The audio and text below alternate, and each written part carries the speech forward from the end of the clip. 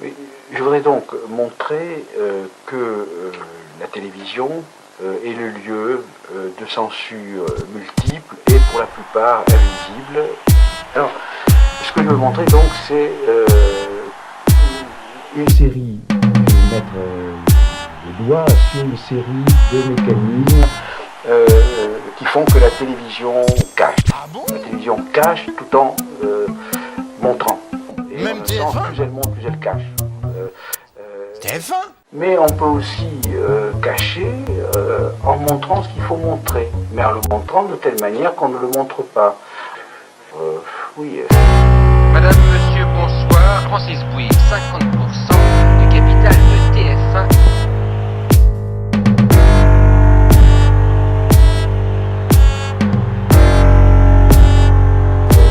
La télévision, d'État ou pas, c'est quand Lubitsch, Mozart, René Char, Brezer ou n'importe quoi d'autre qu'on puisse soupçonner d'intelligence sont programmés à la minuit pour que la majorité béate des assujettis sociaux puisse s'émerveiller dès 20h30 en rotant son fromage du soir sur le spectacle irréel d'un hébété trentenaire figé dans un sourire définitif de hernie ventrale et offrant des automobiles clés en main à des pauvresses arthritiques sans défense et dépourvues de permis de conduire.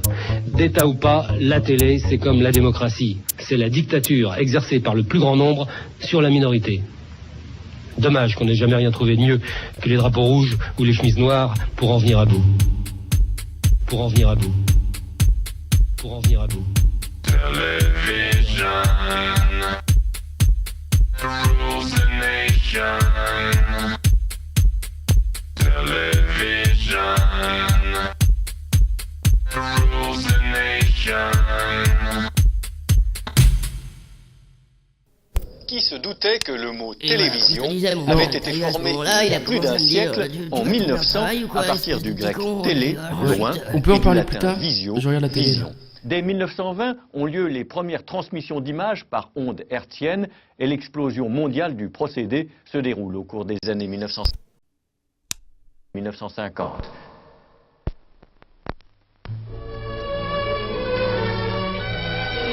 Qu'est-ce que la télévision? À tous ceux qui se posent encore cette question, le cinéma apporte aujourd'hui une réponse. C'est un Français, Barthélemy, pionnier de la télévision, qui perfectionna l'iconoscope.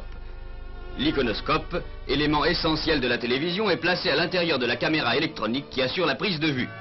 Il décompose l'image 25 fois par seconde, la transforme en modulation, puis la reconstitue à la même vitesse. Jacqueline Joubert, présentatrice à la télévision, vous explique ce fonctionnement. La caméra électronique qui se trouve devant moi est reliée par câble à l'antenne de la Tour Eiffel après passage dans les différents services techniques qui contrôlent l'émission. La Tour Eiffel, de son côté, émet les ondes qui portent mon image jusqu'à votre écran personnel. La télévision analogique apparaît vers 1936. On appelle ça la radiovision. À l'époque, ce n'est pas une mince affaire de tourner une émission. Certaines caméras sont tellement lourdes et bruyantes qu'il faut les isoler derrière des vitres. Et seuls quelques privilégiés reçoivent ces programmes, car en 1949, il n'y a guère que 300 téléviseurs en France. 10 ans plus tard, on dépasse le million.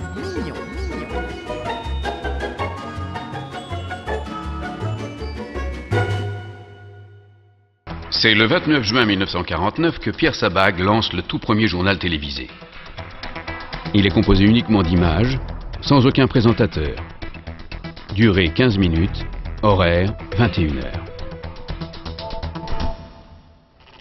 Un jour, Dumayet me dit, dis donc, il y a Pierre Sabag qui va créer à la télévision le journal télévisé. Pourquoi tu n'irais pas faire un tour là-bas? Moi, j'y vais. J'ai été voir Sabag qui m'a pris à l'essai et j'ai fait partie de l'équipe de création du journal télévisé.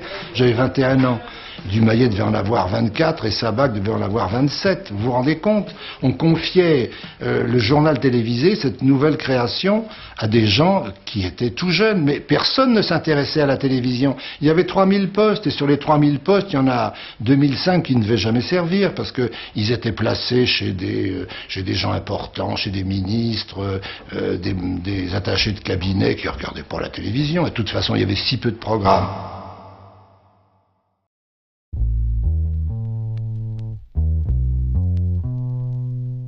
Sans rapport, je le précise tout de suite avec le sujet précédent, la loi sur l'audiovisuel qui doit être débattue à partir de demain au Parlement. À ce propos, nous commençons ce soir une série de reportages sur le paysage audiovisuel français. Et d'abord, la fameuse dictature de l'audimat, une expression dont vous avez sans doute entendu parler. Il s'agit, l'audimat, d'un système qui permet de comptabiliser le nombre de téléspectateurs qui regardent une chaîne plutôt qu'une autre. Et ces sondages permettent de connaître donc le succès d'une émission et également de fixer le tarif de la publicité, ce qui est aussi important. Mais aujourd'hui, les professionnels veulent plus. Ils voudraient savoir non seulement combien de personnes se trouvent devant l'écran à un moment donné, mais qui sont-ils et regardent-ils vraiment leur téléviseur attentivement? Alors, ce que je veux montrer donc, c'est